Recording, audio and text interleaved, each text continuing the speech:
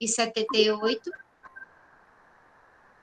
Nasci em 1978 e eu pego justamente os anos 80, que é a abertura política do Brasil, onde o Brasil está se construindo, se consolidando enquanto nação. E por muito tempo, enquanto adolescente, entrei nas militâncias partidárias, Ô, políticas Hortência, partidárias, eu estou em né? Monteiro ainda. Estou aqui em Monteiro. Deixei minha moto na oficina, possivelmente saia hoje, de 4h30 para 5 horas. Saindo, eu vou por ti. Desliga o microfone dele, Raíssa. Pode ficar tranquilo. Viu? É só questão de. Jorge, você está com o microfone ligado.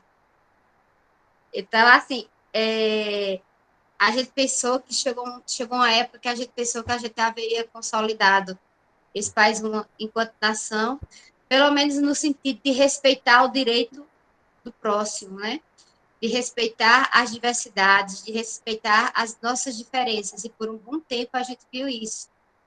E eu costumo dizer a meus alunos do ensino médio, né? Sou professora de sociologia, que eu digo assim, eu ainda me assusto muito quando eu paro para pensar que em pleno século XXI, né, onde o homem já foi à Lua, onde o homem agora constrói foguetes para ir passear no espaço, né, onde o ser humano agora descobre tantas coisas, tantas tecnologias, não é à toa que, apesar da pandemia, foi possível que a gente se encontre virtualmente, não impeça os nossos trabalhos virtuais, mas onde nós temos um Brasil, um país, né, que foge a um processo de civilização, onde temos uma nação que não respeita a diversidade, principalmente o nosso país, onde somos ricos em diversidade, né?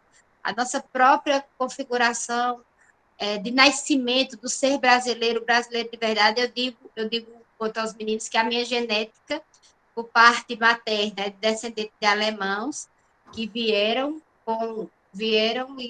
e minha bisavó foi sequestrada, né, no interior do Maranhão, para ser dama de companhia das famílias ricas no Cariri, e acabou casando com... Estou aguardando a pedra chegar do Campina. O mecânico está aguardando. Nossa, o microfone está ligado, desligue.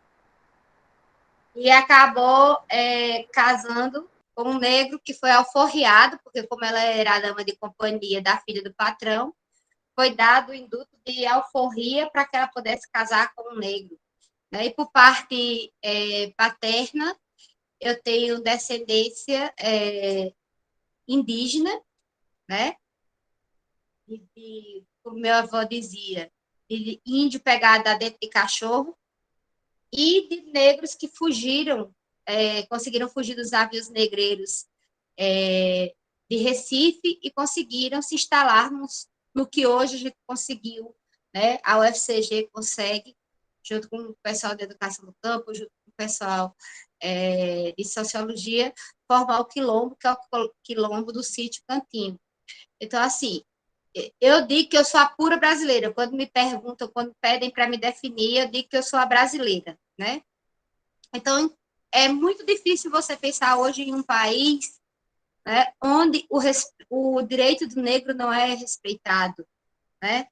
Onde nós temos mais da metade da nossa população de negros e pardos, muito mais da metade, mais de 65% da nossa população de negros e pardos, onde nós temos o direito da mulher não respeitado, né? Os direitos dos homossexuais e a diversidade, que é uma realidade não respeitada.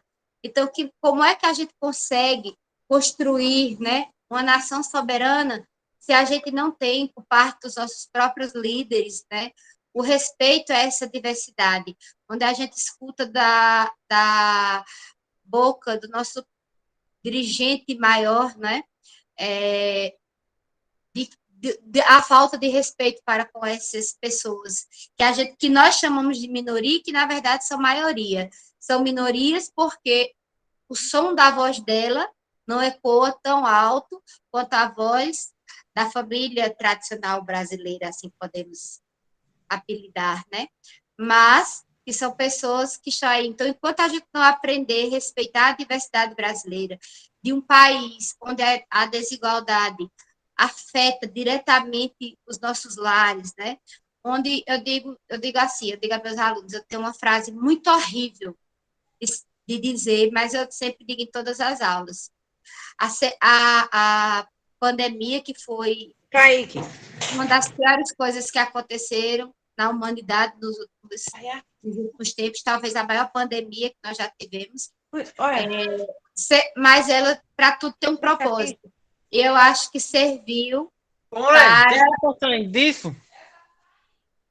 Eu acho que serviu para levantar o cobertor que escondia muitas coisas, para levantar os tapetes da sujeira da desigualdade do nosso país, onde se dizia que boa tarde, Luciana, onde se dizia que nós não éramos racistas, onde se dizia que não éramos, como é que a gente pode dizer, desiguais, onde se criava o mito, né, de um Brasil onde existia desigualdade, mas as pessoas conviviam. E a gente descobriu pessoas, em meio a uma pandemia, a gente descobriu uma coisa tão simples, que foi perceber as pessoas que são invisíveis. Invisíveis porque não tinham um simples documento de CPF para terem acesso às políticas, às poucas políticas sociais que foram pensadas nesse período de pandemia, né? Então, um país que é tão desigual, onde se pregava o distanciamento social, a não aglomeração, mas que as pessoas precisaram se aglomerar dentro das suas casas tão pequenas e de seus barracos tão pequenos. Um país que é tão desigual e onde a soberania não é respeitada, quando as pessoas não têm acesso a coisas básicas como saneamento básico. Boa tarde, Mônica. Onde as pessoas não têm acesso, né, à água potável para fazer as suas higienes pessoais. Então, se de tudo que é ruim que a pandemia trouxe, ela trouxe algo bom, que foi desmascarar a farsa, né, de um Brasil justo, de um Brasil igual, que a gente sabe que nunca foi, né? Eu digo, essa semana a gente trabalhava com a questão da desigualdade social e eu dizia assim, a desigualdade ela é necessária até determinado ponto, como as engrenagens de um relógio, que o ponteiro menor precisa existir para que o ponteiro maior funcione e para que a gente tenha as horas, os minutos e os segundos. Mas a discrepância que a gente tem no nosso país, ela é uma discrepância que é inadmissível, né? O índice de desigualdade que nós temos é inadmissível. Então, eu dou as boas-vindas a todos, chegaram mais pessoas, em especial, passo a palavra agora para a professora e mestra, né? A doutora Socorro Silva, né? Um dos nossos grandes baluartes, um dos presentes que nós ganhamos em nosso Cariri, né? E trabalha constantemente nessa luta pelo processo de educação, doutora em educação, que forma tantos, que vem transformando o nosso Cariri, né? Até então a gente não tinha uma pauta e o Cariri da gente era como se ele não fosse notado, principalmente politicamente. Eu venho pesquisando já há algum tempo a questão do coronelismo em nossa região, e de todas as regiões, a que é menos estudada, né? Exatamente, Tade, eu também concordo. Da nossa região, no Nordeste, uma das que é menos, na Paraíba, uma das que é menos estudada é o Cariri paraibano. E graças a Deus, graças à professora Socorro Silva, graças ao professor Mascaniero, que conseguiram trazer o campus do CDSA, e a gente consegue construir uma agenda de pesquisa, né, em vários setores em nossa região do Cariri. Então, eu queria só dizer da minha gratidão de estar aqui junto com a professora Socorro e com todos vocês, para que a gente abra esse debate e a gente vai dialogando, né, nesse momento, certo? Então, professora Socorro, fica com a senhora a fala, né, e que a gente aproveite bastante, porque vamos absorver, né, tudo isso que vem sendo feito.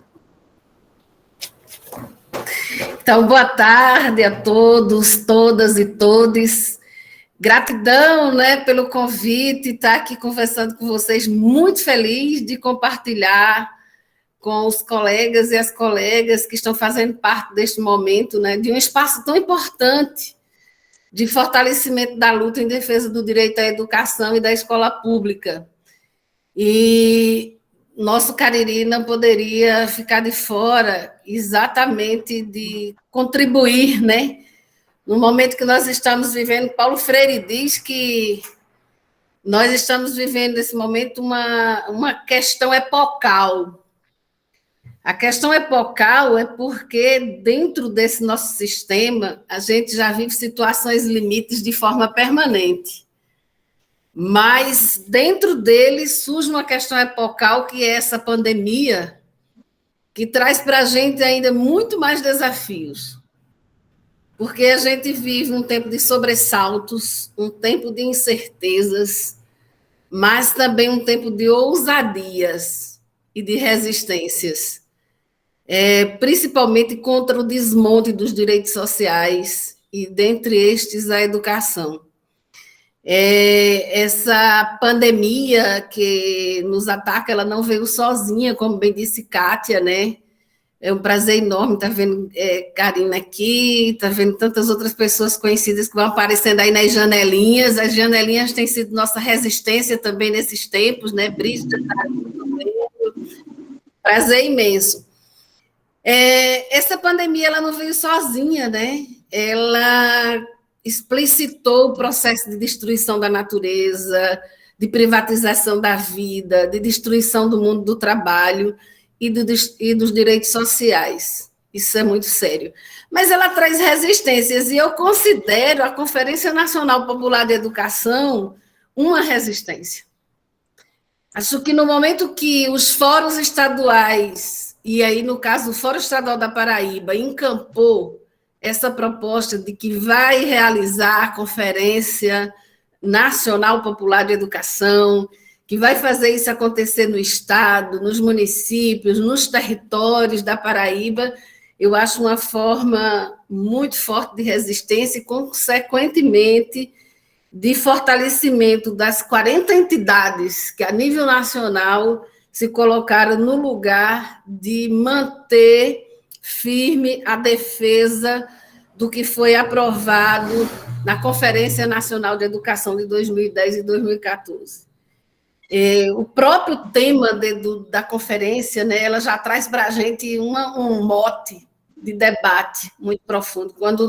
Quando o tema diz reconstruir o país, a retomada do Estado Democrático de Direito e a defesa da educação pública e popular, com gestão pública, gratuita, democrática, laica, inclusiva e de qualidade social para todos e todas. Acho que quando traz isso aí como um tema, já traz para a gente uma grande pauta de defesa da educação. E, consequentemente, nos convoca, né, para esse diálogo, nos convoca para essa conversa de como é que essa crise humanitária e sanitária tem retomado de uma forma tão forte o desemprego, a pobreza, evidenciado essa devastação do meio ambiente, e como a gente precisa cada vez mais começar a pensar numa pauta reivindicatória, estratégica para esse nosso país, que passa por renda básica, que passa por soberania alimentar, que passa pelo fortalecimento de programas sociais, para que o nosso povo não volte à situação de fome. É muito triste a gente ver cenas que estavam sumindo, né, do nosso cenário, que eram as pessoas pelas ruas pedindo comida. Então, era um cenário que a gente não estava convivendo mais com ele, mas ele está se retomando. Você vê pessoas hoje voltando para a rua, pedindo alimento, e isso nos desafia sobremaneira. O que é mais sério de tudo isso é que isso se dá num cenário extremamente conservador, de ataque à nossa democracia. O Estado de Direito profundamente ameaçado. Nós temos cada dia uma empreitada, né, como a gente diz, de tentativas de destruir nossa Constituição Federal. Uma Constituição que, historicamente, nesse país, depois de séculos de colonização, nós conseguimos aprovar uma Constituição cidadã, uma Constituição que respeita os direitos humanos e sociais, e a gente tem visto, ultimamente, todos os dias, ela ser frontalmente atacada, constantemente usurpada, no sentido de assegurar os direitos, inclusive o direito à vida. Eu acho que o que mais nos impacta, sabe, nesse momento que a gente está vivendo, é a gente perceber como a vida perdeu a importância perante o Estado brasileiro. Como você não vê a estrutura do Estado buscando assegurar o direito de viver, e inclusive fazendo apologia à morte, né? Fazendo apologia à negação da ciência, à proteção da vida, uma série de valores que nós imaginávamos, inclusive, que estavam varridos, ou pelo menos estavam enfraquecidos no imaginário da nossa sociedade, como a questão do racismo, a questão do machismo, a questão da homofobia, volta de maneira tão intensa num cenário que a gente já se sente tão inseguro, né, devido à crise sanitária. Então, acho que hoje a gente trazer nessa conferência como um eixo importante para a afirmação da vida a democracia é algo extremamente estratégico. Por quê? Porque quando a gente defende a democracia hoje, a gente está defendendo a vida, a gente está defendendo o direito de viver, a gente está defendendo o direito das pessoas terem acesso ao conhecimento. A gente está defendendo o direito de que as pessoas conheçam e acessem o que a ciência pesquisou até hoje, o que a ciência acumulou até hoje, como um direito da humanidade. A gente está se contrapondo ao feminicídio, a gente está se contrapondo ao racismo, né? A gente está se contrapondo à homofobia. Ou seja, a gente está fazendo a defesa da vida. E a gente está lutando pela proteção da vida.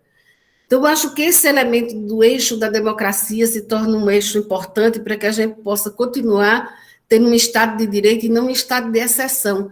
Nós temos tido um Estado de exceção no Brasil. Permanentemente são decretos, e os decretos mais estranhos que você pode imaginar. Tem horas que se publicam decretos que a gente não acredita que eles estão sendo publicados no Brasil do século XXI. Parece que nós voltamos à Idade Média. Isso é aterrador, né? Isso nos impacta, como é que um país com a grandeza do Brasil, inclusive do ponto de vista de produção científica, hoje nós tivemos um comunicado, é um desmonte o que estão fazendo com a ciência no Brasil, inclusive com a CAPES, que é a grande agência de fomento de pesquisa no Brasil, foi baixar decretos com relação aos processos de avaliação da pós-graduação no Brasil. É uma coisa assim, estranhíssima, que a gente fica sem entender, né? E entende ao mesmo tempo como isso está dentro de uma perspectiva, inclusive fascista, de governar o Estado brasileiro. Dentro dessa questão da defesa da democracia, não tem como a gente não trabalhar com uma perspectiva, por mais que a gente tenha discordância de algumas deliberações que estão contidas no Plano Nacional de Educação de 2010 e 2014, mas o Plano Nacional de Educação desse país representa uma estratégia para a política educacional. Então, não tem como a gente não assumir, mais uma vez, a defesa desse plano. Nós precisamos assumir a defesa do Plano Nacional de Educação, porque ele que dá a orientação para as diferentes ações nas políticas educacionais a serem desenvolvidas a nível federal, a nível estadual e a nível municipal. Até que ele seja refeito, ele deveria ser cumprido. E a gente está tendo um completo descaso com relação às metas e objetivos que estão previstos no Plano Nacional de Educação. Então, acho que a gente reafirmar num evento como esse, Kátia estava um pouco trazendo isso também, a gente reafirmar num evento como esse a defesa do que foi aprovado no Plano Nacional da Educação, é muito importante, inclusive, para a gente dizer, olha, esse país tem que ter política educacional, porque o país está completamente sem política educacional. Você não vê uma diretriz vinda do Ministério da Educação no sentido de dar uma direção estratégica à política educacional no Brasil, a não ser destruir as universidades públicas, destruir a escola pública, atacar os profissionais da educação. Eu nunca tinha visto um Ministério da Educação para ter tanta raiva de professor e de professora como esse. É um ataque permanente. Não basta nossa profissão estar vivendo já uma situação extremamente estressante, porque nós temos vivido 2 anos de uma situação extremamente estressante, porque foi atribuído para nós a maior responsabilidade de dar conta dessa situação do isolamento social e do ensino remoto, certo? E, ao mesmo tempo, ser tão profundamente atacada nos seus direitos.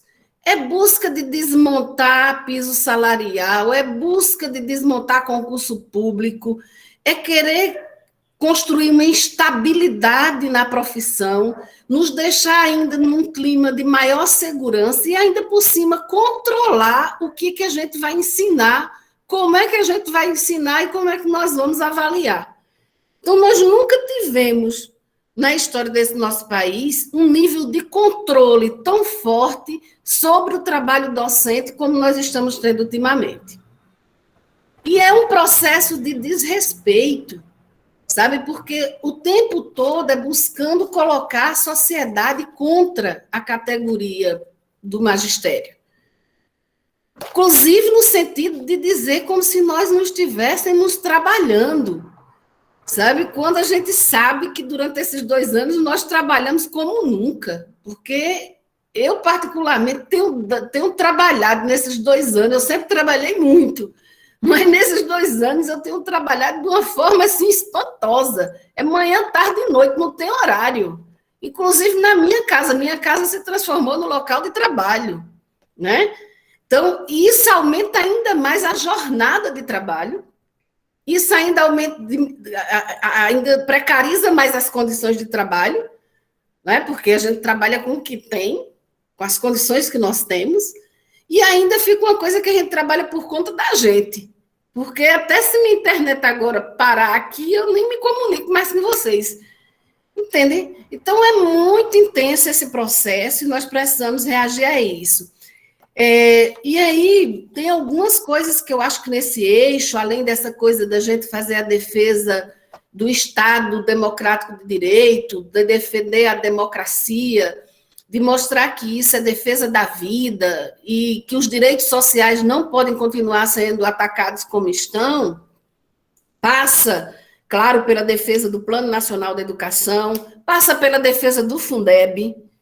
Nós não podemos deixar morrer o debate sobre o Fundeb articulado ao CAC, né, que é o custo aluno-qualidade. Isso seria um retrocesso terrível dentro da política educacional brasileira. A gente percebe hoje, talvez muito mais claramente do que percebia algum tempo atrás, o que significou essa empreitada toda contra a Petrobras no Brasil. O olho era em retirar o dinheiro mesmo da Petrobras para passar para as corporações financeiras, era essa, retirar o pré-sal como subsídio para a educação do Brasil e passar financiamento público para entidades privadas. Então, hoje, cada vez mais, a gente está vendo proliferar pelos nossos estados e pelos nossos municípios institutos e fundações privadas querendo fazer gestão da educação. Agora, querendo fazer gestão da educação com dinheiro público, não é com dinheiro deles, não. É instituto privado, fundação privada, que aparece mais santo do que Jesus Cristo nos municípios, como se eles tivessem a solução para todas as questões da escola pública, mas recebendo dinheiro público para fazer isso. Então, essa parceria público-privada que está posta aí também é um grande desafio que nós temos pela frente para enfrentar, para exatamente assegurar né, essa democracia e esse direito social. Eu não sei quanto tempo nós teríamos, mas acho que eu já falei demais, e eu queria trazer um pouco essas contribuições, porque eu acho que esse eixo ele tem um papel estratégico, né, dentro do debate, porque por ele passa a discussão de que a gente não tem educação pública socialmente de qualidade se a gente não tiver um projeto de nação soberana. E se a gente não tiver um debate de um Estado democrático. Isso tudo ameaça sobremaneira a política educacional e joga no colo das corporações internacionais, joga no colo dos empresários da educação, que é quem mais tem crescido, viu, nessa pandemia. Tem 2 setores no Brasil que cresceram como nunca nessa pandemia. É o agronegócio e os empresários da educação. O capital dos empresários da educação que cresceu 500% no Brasil. Você vai na Bolsa de Valores hoje, quem mais está tendo capital na Bolsa de Valores são os grandes grupos empresariais da educação brasileira. Tudo às custas da pandemia e da morte de quase 600 mil pessoas. Isso é lamentável e revoltante ao mesmo tempo. Então, eu queria trazer um pouco esses elementos, né, para contribuir na nossa conversa agora à tarde, mais uma vez expressar a minha gratidão de estar nessa partilha aqui com vocês e a gente aprender junto, e junto a gente buscar estratégia de como continuar na resistência e no esperançar freiriano, né? Esperançar freiriano é esperançar do levantar, do agir, do lutar, do seguir em frente, não do esperar. Então, a gente esperar é outro verbo. E, no caso, a gente conjuga o verbo esperançar. Levantar, agir, resistir e continuar. Muito grata, viu? Estou aqui e a gente conversa mais. Obrigada, professora. Nós temos aí 2 pessoas que levantaram a mão. Ceci Neves e Cátia também. Eu estava com a mão levantada, eu baixei, mas estava levantada. Ah, tá. Mas pode ficar à vontade. Aparecida, podem se pronunciar. Boa tarde, colegas. É uma enorme satisfação, né, participar de um debate desse tão importante para a nossa classe. E é até indignante a gente ver os próprios professores que ainda não abriram os olhos para o que está acontecendo em nosso país. Em quantos momentos é oferecido momentos como estes, e alguns ainda se recusam a participar.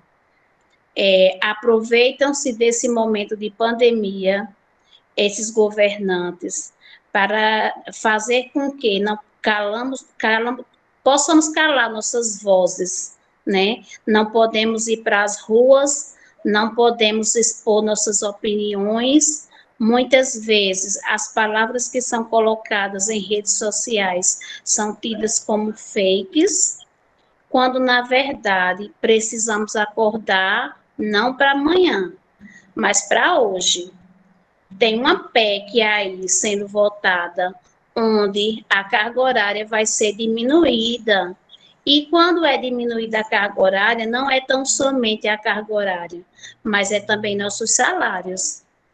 Em contrapartida a isso, vem tudo que vem acontecendo no nosso país, né? O aumento abusivo do combustível, o aumento abusivo da alimentação. Quando a professora falava das questões de as pessoas começarem a pedir nas portas, eu, há cerca de 15 minutos, atendi uma pessoa que pedia aqui na porta com a vasilha pedindo comida. E hoje nós somos privilegiados ainda em ter um pouco, quando, na verdade, o país passa por um momento dificílimo, né? Onde os hospitais ainda estão lotados, onde o índice de desemprego aumenta a cada dia, E até mesmo o acesso a concurso público está sendo nos tirado por direito. Então, que essas assim, um pedido que eu faço, que essa gravação que está sendo feita, essa conversa hoje, que ela possa ser compartilhada em outros grupos, para que aquelas pessoas que não tiveram oportunidade de participar, de ouvir, que elas possam ter acesso também, porque não está de brincadeira, precisamos tomar uma atitude e não para amanhã, mas precisamos fazer nossa parte hoje. A companheira Raíssa está aí, que às vezes até conversando, falávamos assim, do cansaço daquelas pessoas que às vezes luta tanto e espera que às vezes dá vontade até de desistir, porque são poucos que têm coragem de dar a cara a tapa, de buscar, de correr atrás. Mas não podemos, porque diante disso está o futuro dos nossos filhos, dos nossos netos, e está o presente dos nossos idosos e nossos também. Então, que possamos nos unir sempre e que possamos buscar nossos direitos, porque eles estão sendo tirados. Então, agradeço pela oportunidade e parabenizo todos que estão aqui nesse momento, porque está sendo, assim, excelente. Bom, Ceci aqui agora. Boa tarde a todos. Eu concordo. Não, eu não vou ser repetitiva. Eu concordo com o que a professora Aparecida falou, está dentro do que eu ia falar e da professora Socorro. Então, eu só tenho a agradecer a elas por elas já ter exposto o meu pensamento. E parabenizar a todos que estão participando e boa sorte para nós e que dias melhores virão. Obrigada. Obrigada às meninas, né, que participaram. Parabéns, Aparecida, pela sabedoria da sua fala e pelo nível de consciência. Eu digo que educador que nesse momento é conivente com as atrocidades pelas quais vem passando o nosso país, principalmente na violação dos nossos direitos, não só enquanto cidadãos, no sentido de, como eu falei, de classe, de gênero, de raça, mas educador que, em especial, é conivente com o que vem sendo o tratamento para conosco, professores, né? Quando a professora Socorro diz assim, eu nunca trabalhei tanto, eu também não, professora Socorro, trabalhei tanto esses 2 anos que cheguei a um nível de ficar mentalmente doente, né?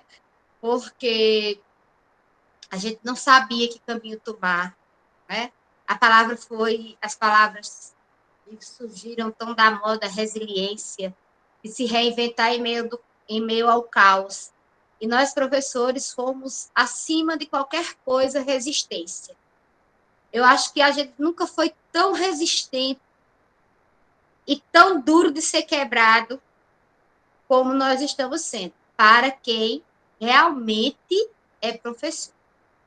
Para quem realmente é professor, entende de como os nossos direitos estão sendo violados, como os nossos direitos estão sendo banalizados, né?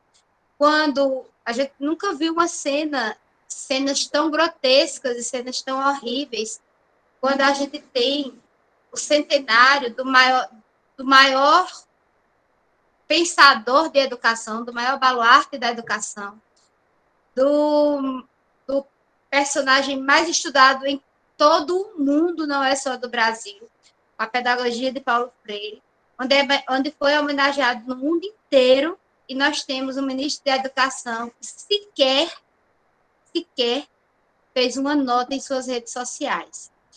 Onde é muito triste ainda, Aparecida, como você disse, que tem professores que são coniventes, é porque realmente são professores, não são educadores, que são coniventes com esses desmontes da ruptura dos nossos direitos e da tirada dos nossos direitos, onde dizem que professor é vagabundo porque professor tem férias 2 vezes ao ano, onde é colocado que nós não vamos ter aumento salarial porque a gente já ganha muito, onde a gente chega a um ponto e a um passo, alguém comentou até no chat, né, de que nós já temos muitos professores, né, e a gente sabe que nós já temos. A gente tem noção, a gente tem consciência do que é o chão da escola, né? Do que é o dia a dia, o cotidiano da escola. E como disse a professora Socorro, eu nunca trabalhei tanto, porque a escola ela não parou, né? A gente tem exemplos, se a gente for falar de ensino remoto, essa semana a gente estava vendo ensino remoto, se a gente for falar de ensino remoto, a gente tem desde a Grécia Antiga, Sócrates, Platão, sendo seguidos, né? Não de forma presencial, mas as suas escolas reverberaram por todo o mundo, né? Suas falas reverberaram por todo o mundo, e as frases de Aristóteles e Platão não precisou a gente estar nas escolas, né? Vamos considerar que fosse o primeiro ensino remoto. Mas nunca trabalhamos tanto, nunca tivemos que nos reinventar tanto, nunca tivemos que usar dos nossos equipamentos, e como disse a professora Socorro muito sabiamente, da precarização do nosso trabalho, da falta de respeito para com o nosso trabalho. Porque enquanto a gente está, é manhã, é tarde, é noite, é aluno que fala com a gente, e a gente precisou continuar sendo educador, tornar-nos psicólogos, psiquiatras sem sermos, psiquiatras não, mas psicólogos sem sermos, sem termos a mesma formação, onde o Estado, enquanto uma forma de direito, né, nos deixou ao relento. Ontem a gente falava sobre o Setembro Amarelo na nossa escola, e a psicóloga ela dizia uma frase muito interessante: se cuide de todos os tipos de doença, se cuida das doenças do corpo, das enfermidades do corpo, mas não se preocupa com as doenças mentais, né, com a nossa saúde mental. Eu acho que nós, enquanto educadores, né, tivemos as nossas casas invadidas, as nossas privacidades invadidas com a escola, e nós não tivemos escolha, né? Não é escolha nossa. E aí a gente escuta que professor, se eu não me engano, foi um governador da região norte que disse: a única classe que não quer voltar a trabalhar é professor.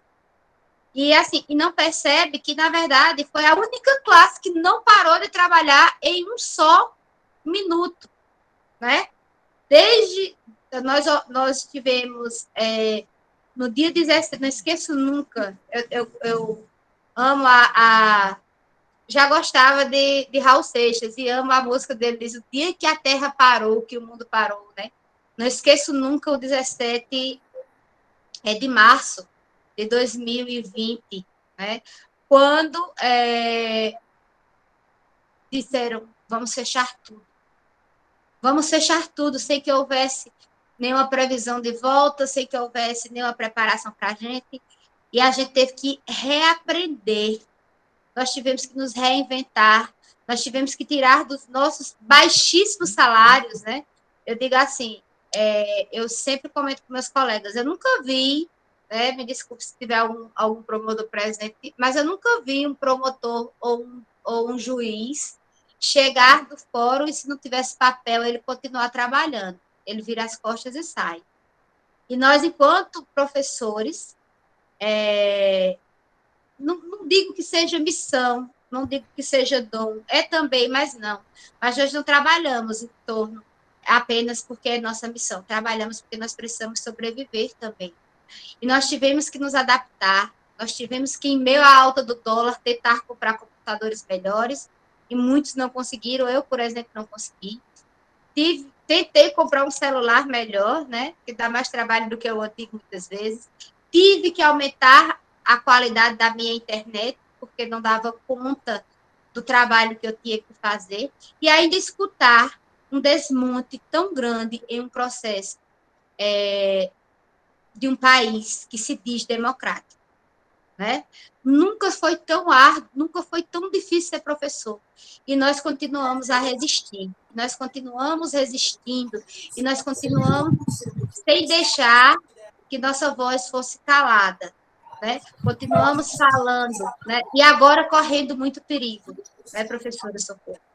Quando um dia, a forma, não que a gente tivesse estado escondido, mas um dia eu estava brincando na sala de aula, como eu brincava com meus alunos, e a aluna disse assim: professora, minha mãe adora assistir suas aulas, ela para o que ela estiver fazendo para assistir suas aulas.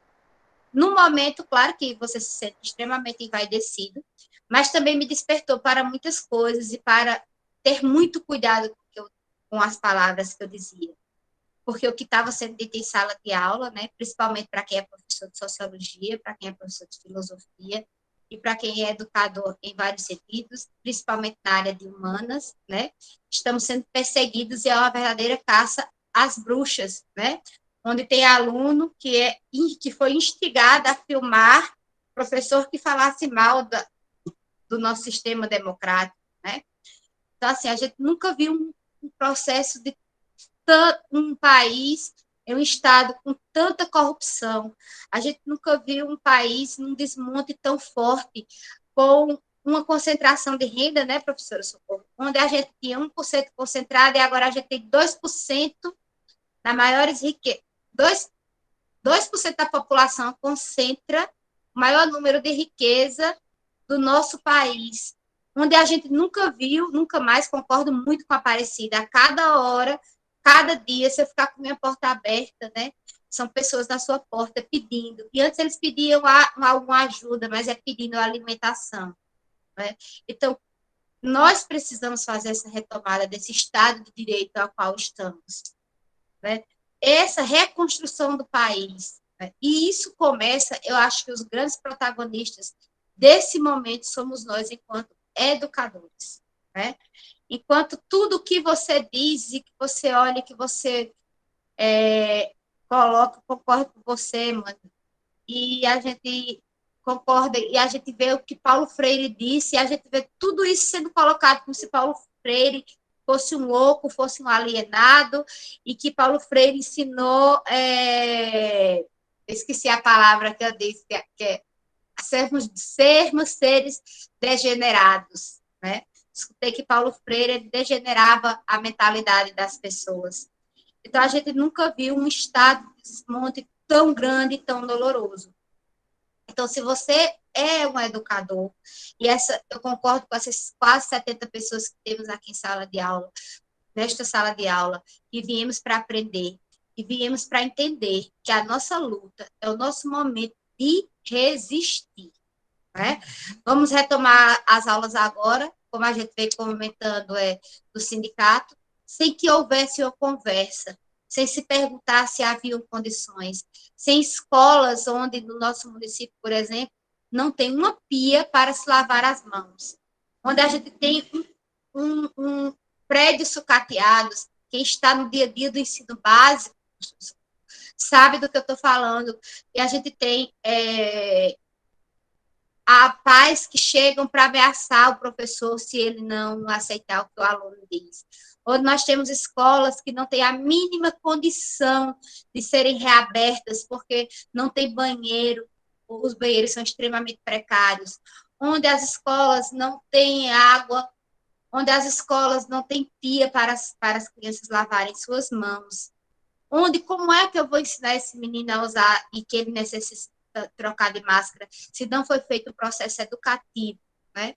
Onde o nosso próprio estado de liderança, nosso próprio estado de governança diz que é besteira usar máscara, né? Então, que a gente siga, que a gente seja e que a gente continue sendo resistência. Eu vou parar um pouquinho, porque eu estou vendo um monte de gente com a mão levantada por aí, né? Isso, já faz então um tempo que Jorge Ventura levantou a mão, posteriormente foi Brígida. Então, você pode ficar à vontade, viu, Jorgimar?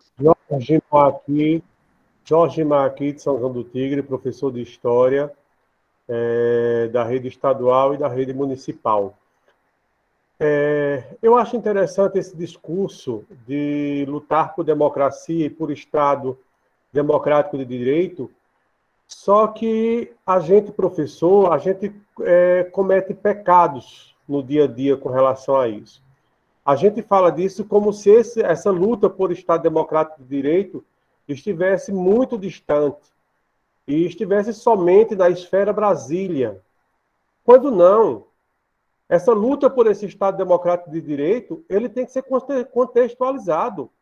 Ele deve ser esclarecido, trabalhado na minha sala de aula, a partir do município em que eu vivo.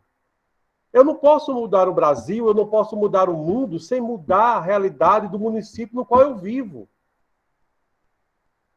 Né? Então, nós, professores, a gente desassociou a nossa prática da politização. A nossa prática, a prática do professor, deve ser politizada.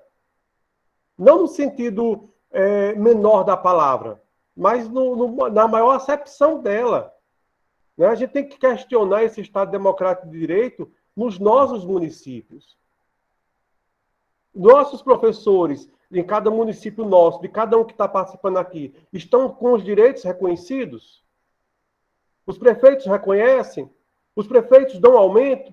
Os prefeitos garantem qualidade de escola, qualidade de ensino? Não dá para a gente culpar governador, não dá para a gente culpar político lá de Brasília, deputado, senador, se a gente não se posiciona no município em que a gente vive. O problema é que a gente silenciou.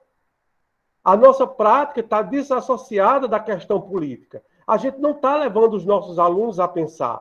Os alunos, eles vão entender o desmonte da educação e o desmonte de nação se eu mostro para ele o desmonte do meu município. Os direitos dos professores que são ignorados.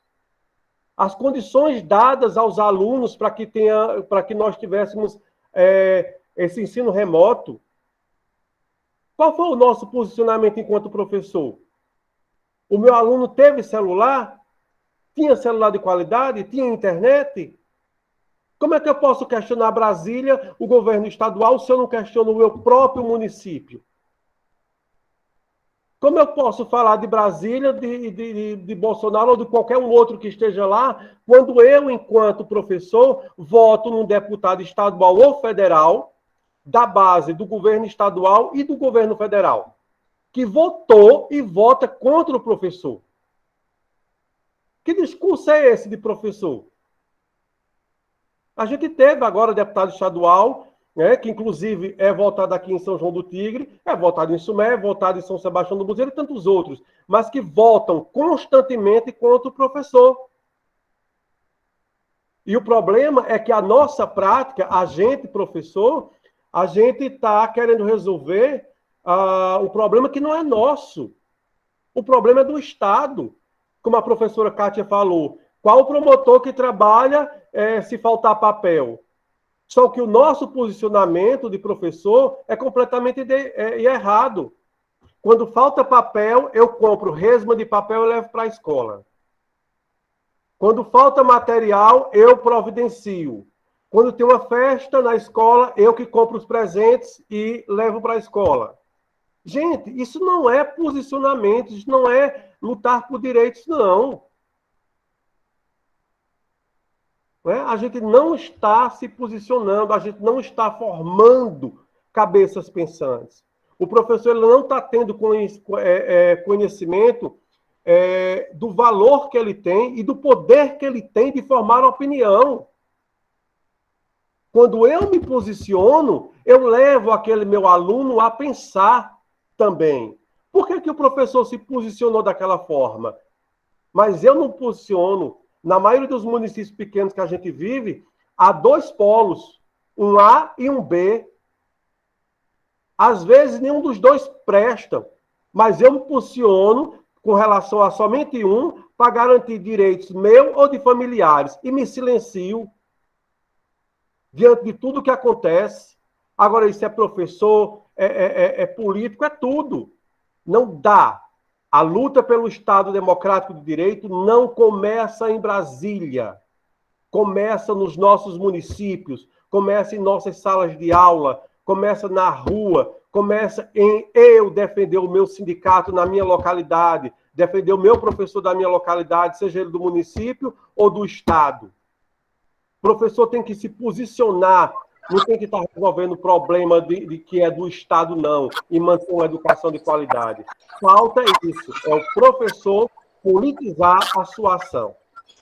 Acho que era só isso.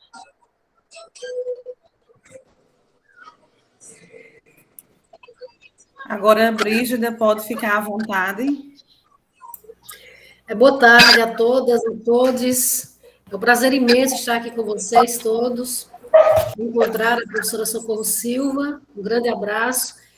E aqui, né, com a nossa queridíssima professora mestre Kátia Carina, ela que representa tão bem, não só a ESIT, Inácio Antonino, mas representa todos os professores e professoras que buscam diariamente, né, não só esse Estado democrático de direito, como bem falou nosso querido professor Gilmar, lá de São Lotinho, saudades de você, Gilmar, grande abraço. Mas essa luta diária, principalmente parece que nós das humanas, né, das humanas, como nós falamos, nós temos travado essa batalha diária, essa luta dentro de sala de aula, porque a luta começa realmente, Gilmar, em sala de aula. Você precisa trabalhar o teu aluno, mas trabalhar a criticidade dentro de sala de aula, professora Socorro.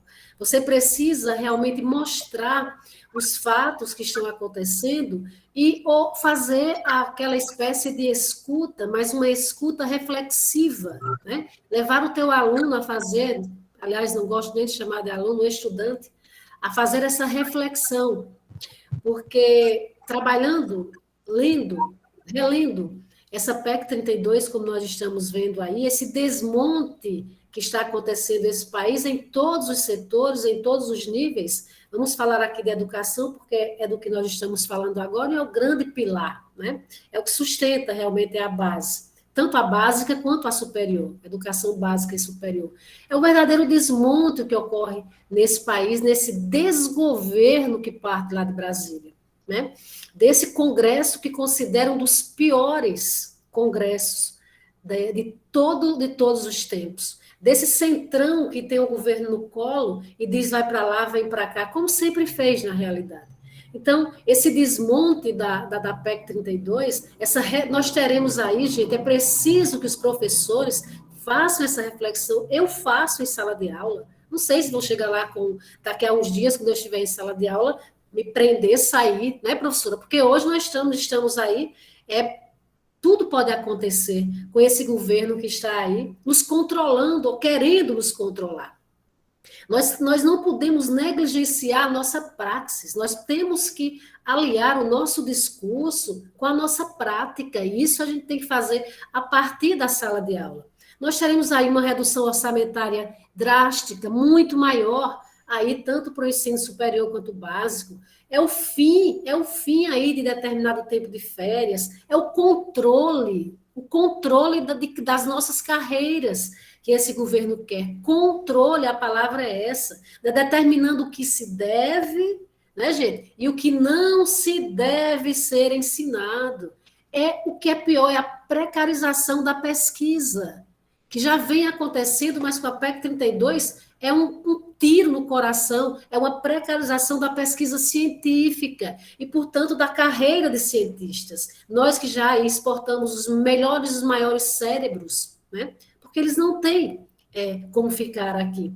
Então, com a redução de recursos para pesquisa, para material, ou seja, é salário reduzido, sem pesquisa pública, e o que é pior, a iniciativa privada, que inclusive na discussão ontem com o professor Gilmar, uma discussão gostosa, bem legal no grupo, a iniciativa privada que já entrou, né, em outros quartinhos, eu vou chamar assim, outros cômodos da escola, ela agora quer entrar em sala de aula, né? Ontem nós vimos um deputado, se não me engano é o Alessandro Molon, ele colocando a questão da empresa privada ser contratada pela escola pública para entrar em sala de aula e não mais para as questões de limpeza, né, de merenda. Ou seja, é a mercantilização da educação.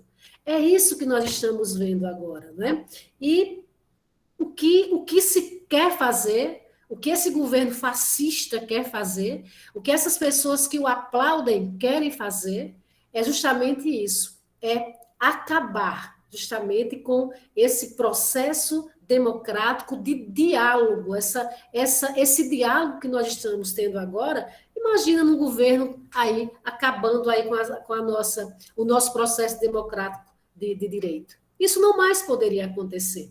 Então, nós somos realmente resistência. Trabalhamos 3, 4 vezes mais nessa pandemia e estamos preparados para quase tudo. Porque eu digo que professor, professora, é aquele que trabalha, estuda todos os dias, mas principalmente aquele que está preparado para enfrentar a professora Socorro, a professora Karina e todos os meus colegas, enfrentar as adversidades. Mas como diz Jorgimar, como diz Gilmar, meu querido, tem que começar pelos nossos municípios, sim. E não se enganem. Eu, inclusive, coloquei até, e vou repetir aqui, tem muitos prefeitos, ou a maioria dos prefeitos, governadores, lambendo os beiços para que essa PEC 32 seja aprovada, com esse desmonte aí, para que eles possam realmente fazer com que, gente, os professores, os profissionais de educação e de outros setores, eles sejam controlados mesmo por aqueles carguinhos, aqueles contratos que eles têm. É isso, eles estão loucos para que isso seja aprovado. Essa é a grande verdade. Não adianta a gente querer aqui dizer que não. Então, é necessário a luta, é necessário a resistência, é necessário mesmo, porque nós, professores, nós podemos transformar pessoas, como diz Paulo Freire. As pessoas vão transformar as coisas, vão transformar o mundo. Agora, nós temos, sim, que partir do princípio de que os nossos municípios, nós, em nossos municípios, nós precisamos fazer com que essa realidade seja levada para que essa criança, esse adolescente, essa pessoa consiga ter esse olhar e esse pensamento reflexivo. Não é apenas para engolir e vomitar o que alguém está dizendo. Não, é para refletir, é para construir. E é para isso que nós estamos aqui. Não a PEC 32, não esse desgoverno. E a PEC, se vocês não sabem, ela vai também precarizar e muito, inclusive, o SUS. Né? O SUS, o que é que esse povo faz? Vocês estão vendo aí o grande escândalo da Prevent-Senior. Tem gente que vendeu a mãe apenas para não desgostar o mito. Então, gente, é isso que querem fazer. Saúde não é mercadoria. Educação não é mercadoria. Então, nós precisamos estar cada vez mais fortalecidos na luta. E eu tenho dito nas minhas redes sociais, tenho sido, inclusive, algumas pessoas me fazendo determinadas perguntas, porque determinados deputados federais e estaduais que são votados aqui no Cariri, eles estão com a mão nessa PEC, tem as digitais deles, e nós precisamos dizer não a essa gente. Boa tarde. Professor Cláudio, pode ficar à vontade, professor. Boa tarde. Estou me sentindo em casa aqui, cheio de professores de humanas, né? E isso é muito interessante, porque o debate ele passa, né, por um crivo muito interessante para nós, que nós sabemos a nossa linguagem. Eu peguei alguns pontos da fala de Kátia, de professora Socorro, né, deixa eu ver, eu anotei aqui para não esquecer, né, de Brígida agora, de Gilmar, né, e eu vou começar a falar só sobre uma questão que eu sempre bato na tecla, né, muito interessante a fala de todos, concordo, né, nós estamos antenados no mesmo norte, mas a união de classes que existe, né, eu gosto de falar sobre isso, né, nos advogados, que falta para nós. Né, os egos inflam com qualquer cargo que seja. E isso não é interessante. Né, os cargos que passam por essa questão política fazem com que os professores esqueçam seus próprios pares.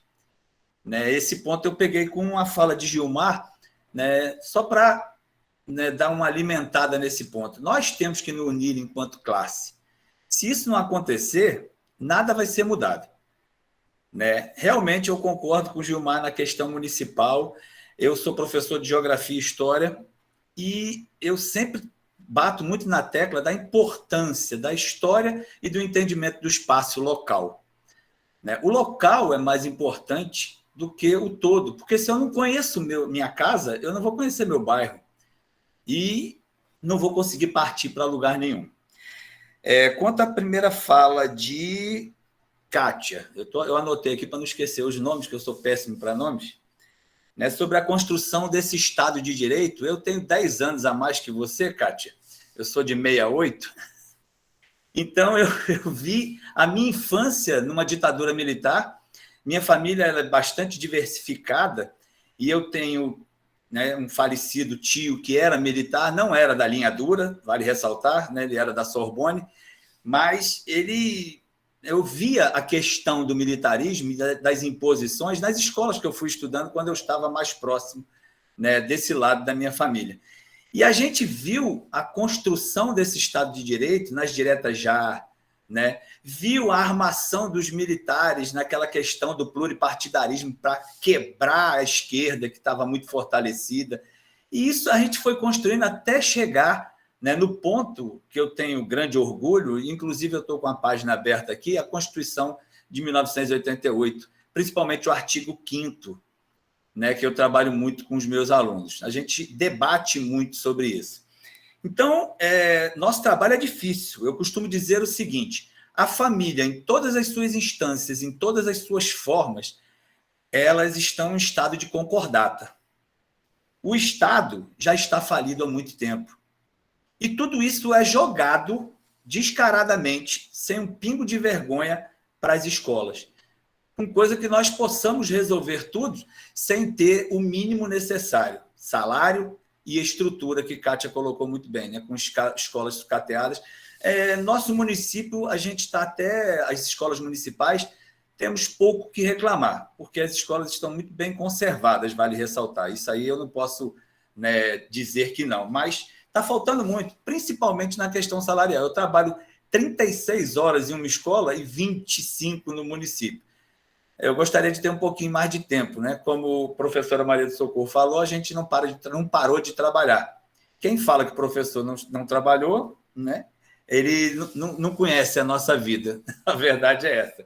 Outra coisa também que eu gostaria de falar, que, infelizmente, o desmonte do Estado de Direito, ele já vem desde Fernando Collor, um ano após a Constituição de 1988. Então, ele já vem tentando, né, acabar com essa Constituição que foi feita a milhares de mãos, né, a Constituição perfeita. Né? Se você for estudar, eu gosto de fazer um estudo desde a primeira Constituição em 1824 até a Constituição de 1988, para a gente perceber o quão é importante esse Estado de Direito e essas conquistas, né, que nós tivemos na Constituição de 1988. Eu estou com um problema comigo, não sei se os colegas têm esse problema, eu estou fazendo muita força para não ser intolerante. Né? Eu estou com o meu limite, chegando ao limite, quando eu vejo um post, o cara falando que, né, Paulo Freire era subversivo porque ele citou Che Guevara, né, na pedagogia do oprimido, da libertação, melhor dizendo. Aí eu fico pensando, cara, que país é esse? Então, é difícil. E a gente vem lidando com alunos, eu dou aula para ensino médio também, e a gente lidar com alunos que vêm com famílias, né, altamente heterogêneas, com ideias heterogêneas, e a gente tem que lidar com isso e fazendo força, né, para não ser intolerante. Eu estou no meu limite, assim, eu tenho que, no fim de semana, esquecer até que existe rede social. Esse momento deveria durar muito mais. Eu vou dar chance para os colegas, porque eu, quando eu pego o microfone, não gosto muito de soltar, não. Mas eu vou dar chance para os colegas falarem também. Mas eu acredito que esse momento deveria ser estendido a vários dias, né? Não só a 1h30. Então, muito obrigado pela oportunidade. É um grande prazer estar aqui com vocês. Obrigada, Cláudio. Prazer é nosso, Cláudio. Uma belíssima fala, assim. Me senti muito representada. Só para eu não levantei a mão, eu fazer como Cláudio. Quando eu pego o microfone, eu falo muito também, Raíssa. Só no sentido de dizer assim, era o que eu vinha preparando. Eu estava pensando assim, de você ver como nós somos desunidos, né? No sentido assim, o professor do ensino municipal, eu lembro que a gente teve uma grande greve, professora Brígida, professora Elda lembra disso. A gente teve a última grande greve que a gente teve, se eu não me engano, em 2006. e achava que era muito interessante, foi assim, nós do Estado entramos em greve, e os professores do município, pelo menos aqui de Serra Branca, uma parte dos professores do município dizia assim, eles estão em greve porque eles são preguiçosos, porque o professor do Estado ganha muito bem, que a gente ganhava a gente ganha um pouquinho melhor do que o município. E aí eu lembro que, com pouco tempo, os professores universitários entravam em greve. E aí, os professores do ensino médio, ensino estadual, diziam assim, eu não sei para que eles estão em greve, já ganhou tanto dinheiro. E aí fica as 3 modalidades de ensino, né? A gente tem o ensino particular, o ensino municipal, estadual e federal, mas que não existe isso que Cláudio disse, a consciência de classe que Marx tanto prega para a gente, e que diz que se a gente soubesse, tivesse noção desse poder que a gente tem, nós não estaríamos passando e nem precisando estar debatendo o que estamos debatendo.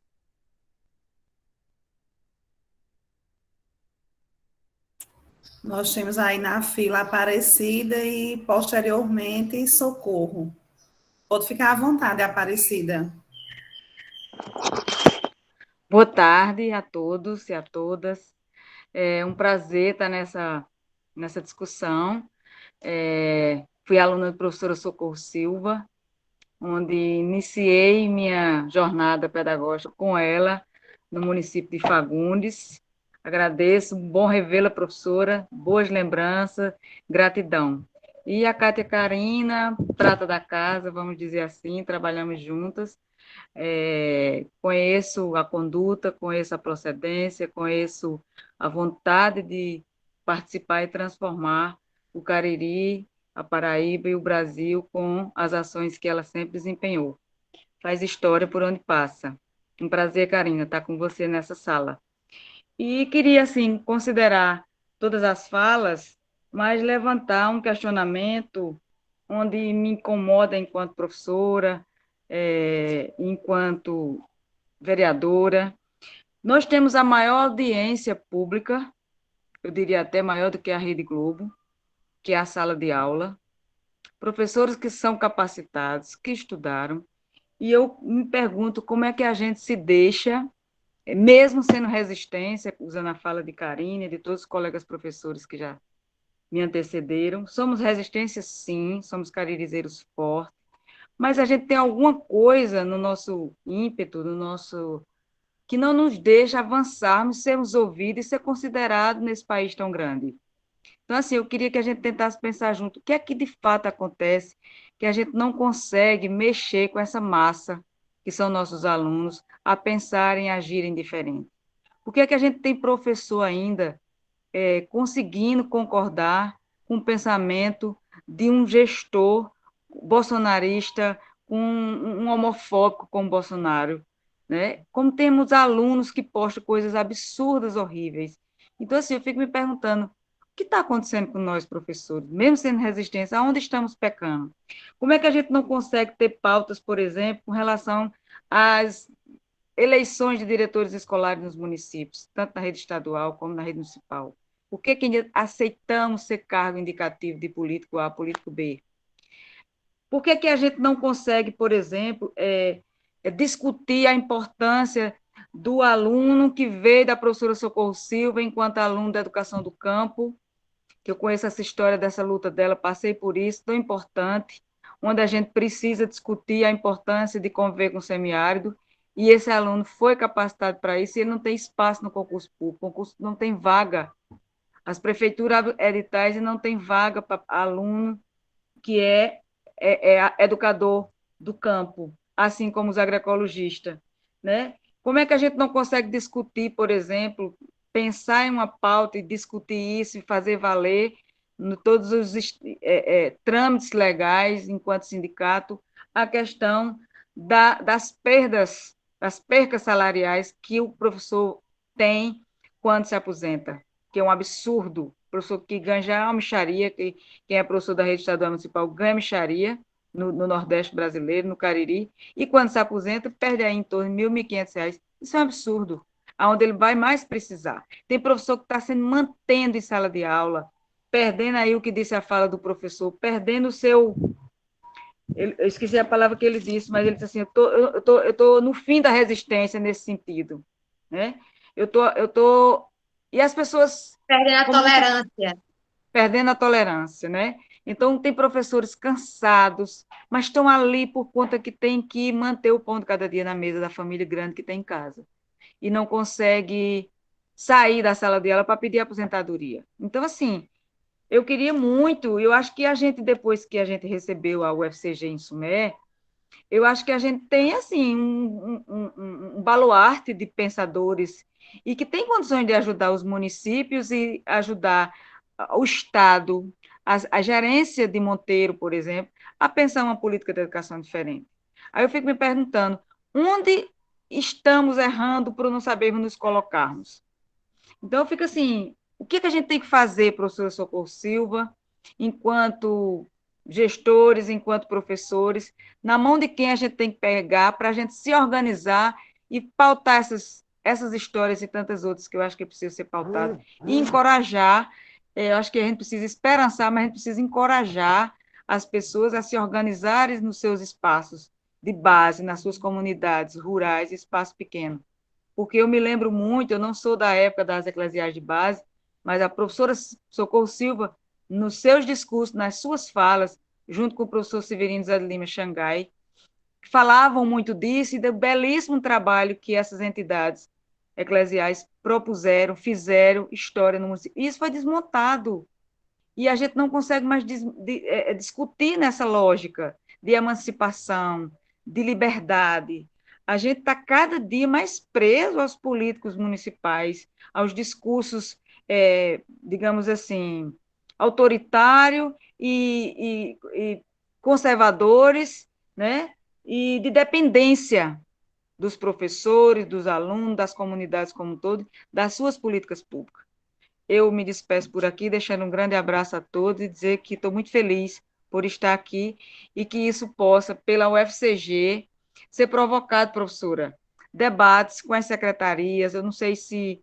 Eu acho que, assim, se a universidade se propõe a debater, eu acho que a gente poderia cavar isso nos nossos municípios, para que tivesse pessoas como vocês nos orientando, discutindo temas importantes como esse, orientando a gente a se engajar nos sindicatos que tem pouca força hoje, é como se a gente ou tivesse desmotivados, né? Mas que a gente precisa se reanimar e esperançar. Muito obrigada. Antes da gente dar continuidade, né, aí a fila das pessoas que estão com a mãozinha levantada, eu gostaria de apresentar a nossa relatora Maria da Paz Gomes de Lima, que também levantou a mão, né, graduada em História e pós-graduada em História Geral pela ESA César, especialista em Psicopedagogia pela FIP, Extensão em Mídias na Educação pela UFCG e Tecnologia em Educação pela UFC. Atua na supervisão da SEDUC Monteiro. Tia da Paz, pode ficar à vontade. Depois a gente dá continuidade. E lembrando a vocês que às 15h29 eu encerro a gravação, certo, pessoal? Eu já dei boa tarde, mas volto a dar boa tarde a todos novamente. Eu estou aqui bem caladinha, bem quietinha, porque eu estou fazendo anotações. Como eu preciso depois, em um outro momento, fazer esse relatório, então não posso perder muitas falas. A língua está coçando para falar, viu? Porque eu, como os meus colegas, enquanto professora de História, não sei calar muito. Estou, no momento, no município, como supervisora educacional de uma das escolas do município, aqui da zona urbana. Estou sempre cutucando no linguajar nosso, nordestino, os meus colegas de trabalho, sempre dizendo para eles, se vocês soubessem, se tomassem consciência da força que o professor tem, nós conquistaríamos muito mais do que as conquistas que nós tivemos até agora. Eu fui professora do Estado, hoje estou aposentada, sou do sindicato tenho mais de 10 anos de aposentadoria e não consigo me desligar do Sindicato dos Trabalhadores em Educação do Estado.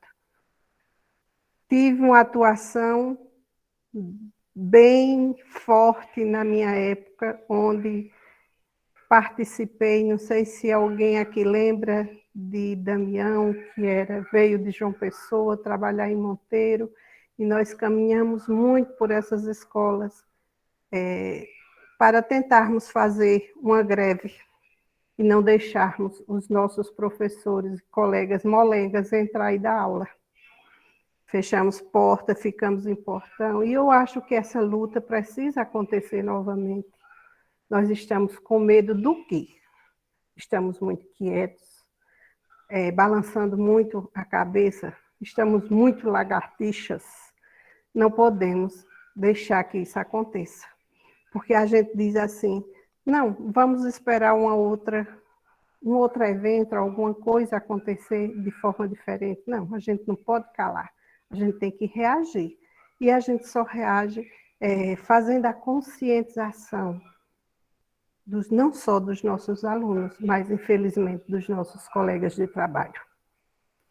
Eu vou me resguardar, ficar aqui ouvindo os demais, porque o tempo está urgindo.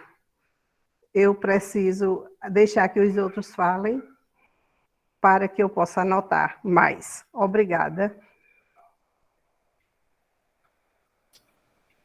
Agora eu vou passar a palavra a Maria do Socorro e, posteriormente, o professor Sebastião, é isso?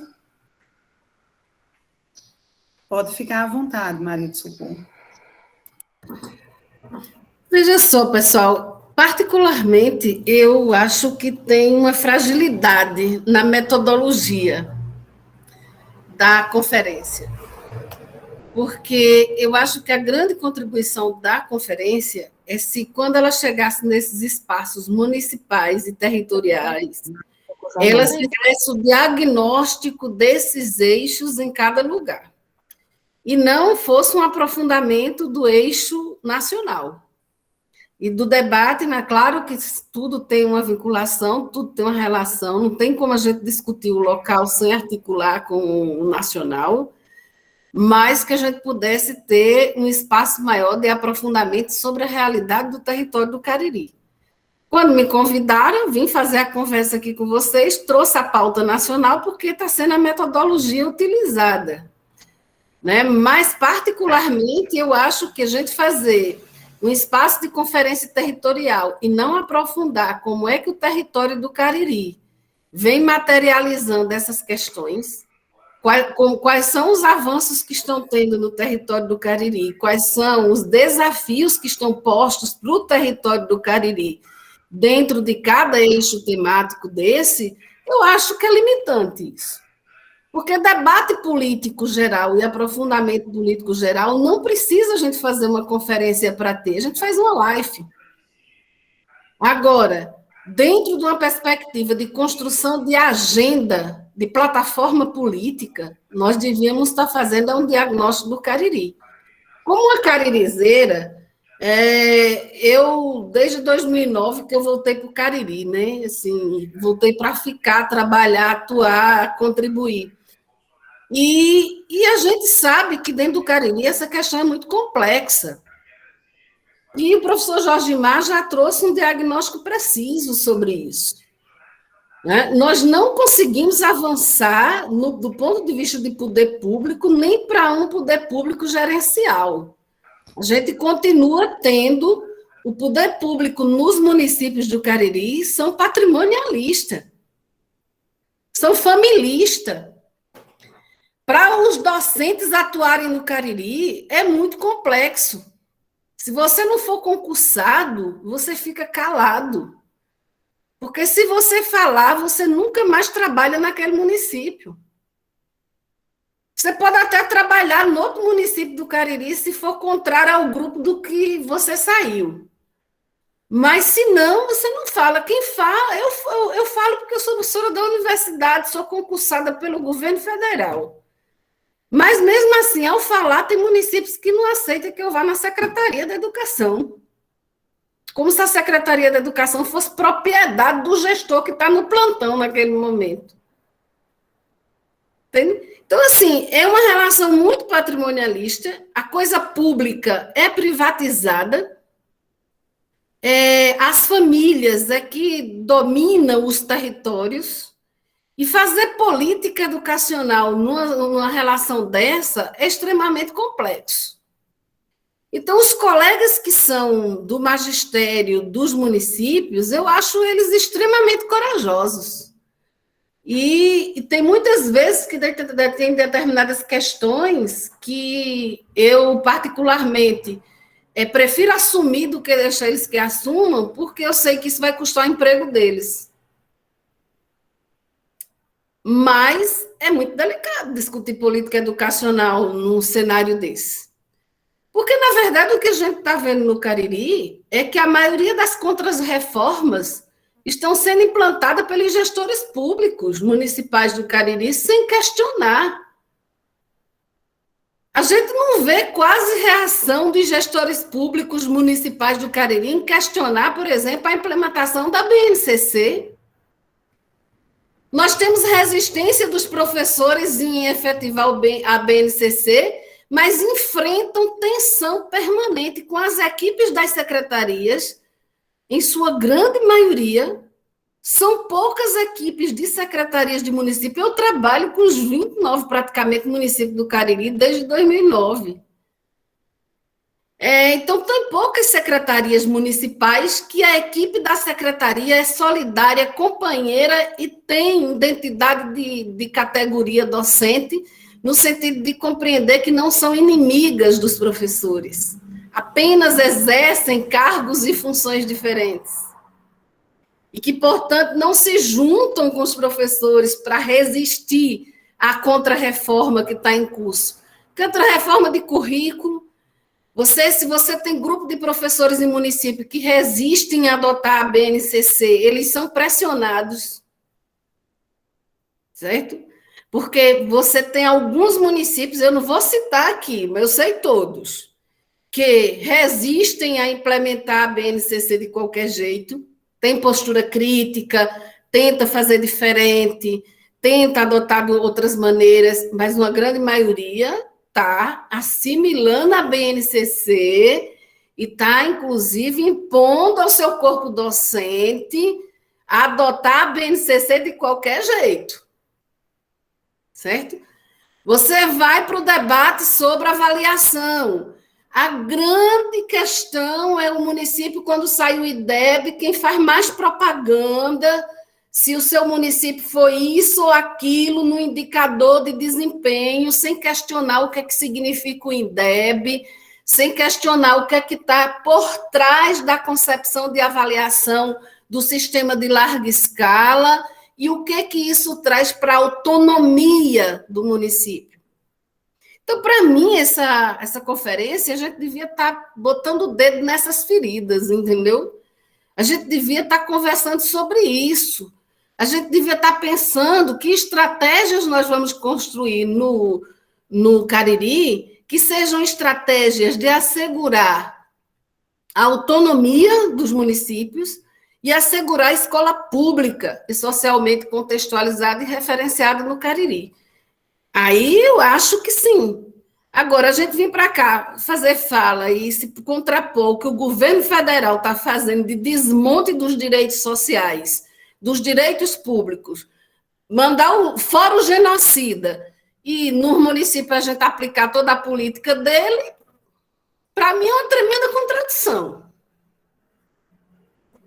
Entende? Então, assim, eu particularmente acho que nós temos que realmente refletir sobre a concepção da política educacional, que é fundamental para a nossa formação, mas se a gente não avalia concretamente como ela está se materializando no Cariri, como é que no Cariri nós podemos ter focos de resistência a essa contrarreforma, a esse desmonte da educação pública, uma tarde maravilhosa, de conversas proveitosas, de aprendizado rico, mas podia ser uma live. não precisava ser uma conferência. Então, assim, me desculpem se a fala, inclusive, parece grosseira, tá certo? Mas eu fiz 61 anos e eu estou em sala de aula desde 76. Então, hoje eu já estou me permitindo falar algumas coisas, sabe? E dizer algumas coisas. E estou, inclusive, me permitindo, às vezes, nem aceitar alguns convites, sabe? Exatamente porque eu estou com um tempo hoje menor do que eu já tive. E o tempo pouco que eu tenho, eu estou querendo ver se eu consigo contribuir para mudar alguma coisa. Mas você está certa, professora Socorro. Nós então, temos assim, que deixa eu só dizer, eu não quero desvalorizar a iniciativa, só que eu acho que metodologicamente podia ser diferente, tá certo?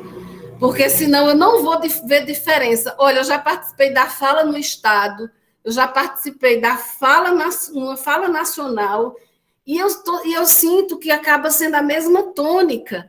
Então, qual é a diferença de ter os diferentes territórios discutindo, se não tem uma metodologia diferente em cada um deles? Estão entendendo o que eu estou querendo trazer?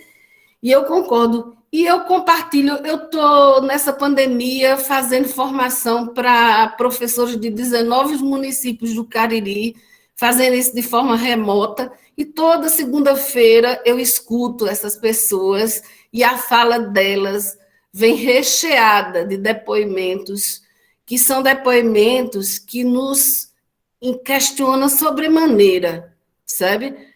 Para a gente pensar como é que a gente podia fazer diferente aqui nesse Cariri. Eu não aguento você ver algumas práticas de gestão pública, as pessoas achando que são dona de um município. Né? Então, isso é muito complexo, muito complicado. A gente viu as estratégias que foram usadas agora durante o ensino remoto, onde a gente não viu uma melhoria num prédio público de escola. Como é que não prepara uma escola para voltar depois da pandemia? Se a gente quisesse realmente estar fazendo alguma coisa, a gente estava preparando eram os prédios, a gente estava assegurando era a alimentação escolar para as nossas crianças, a gente estava assegurando era uma luta articulada por chegada de internet nas comunidades. Tinha uma série de pautas aí que a gente poderia listar, né? Aí eu acho que a gente podia estar se contrapondo de alguma maneira a essa política de desmonte nacional e é possível fazer algo localmente, eu acredito. Desculpem, mas hoje é sexta-feira, né? Depois que você já trabalha a semana inteira, aí também tem isso, viu? Desculpe aí, não sei se eu fui grosseira, mas eu particularmente acho que se a gente não tocar o dedo na ferida de algumas questões, a gente não avança não, viu, minha gente?